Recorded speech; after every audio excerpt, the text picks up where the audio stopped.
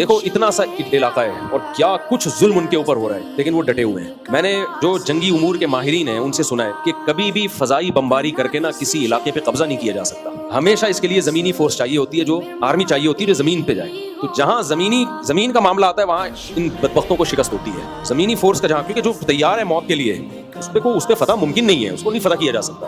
ایسا لگتا ہے کہ یہ معاملہ اب جائے گا تیسری جنگ کی طرف، جنگ عظیم کی طرف، تھرڈ ورلڈ وار کی طرف جائے گا یہ معاملہ، کیونکہ انہوں نے اگر دبنا ہوتا تو وہ بہت پہلے دب چکے ہوتے۔ وہ کہہ رہے مار دو بھائی، سب کو مار دو۔ تو یہ ہماری آزمائش ہے اللہ کی طرف سے کہ ہم کیا کر رہے ہیں ایسے موقع پہ۔ وہ تو ہم جیت چکے ہیں، جیتنا کسے کہتے ہیں بھائی، ان کے بس میں جو تھا انہوں نے کر لیا ہے۔ کتنی بربریت، اور اسلام دنیا میں بہت تیزی سے پھیلنا بھی شروع ہوا ہے اس ظلم اور دیکھو کافروں میں بھی کچھ درد دل رکھتے ہیں، سارے ایک جیسے کافر نہیں ہوتے۔ ناروے میں، یورپ میں اسلام بہت تیزی سے پھیل رہا ہے، وہ دیکھ رہے ہیں کہ یار یہ اتنی سی ایک جماعت ہے، بڑی بڑی طاقتیں مل کے ان کو قبضہ کرنے کی کوشش کر رہی ہیں، اور کتنے مہینے ہو گئے وہ قبضہ نہیں کر سکے۔ کہ اللہ تعالیٰ ان مظلوموں کی فریاد سنے، ہماری فریاد سنے، اللہ ان کو اس ظلم سے نجات عطا فرمائے۔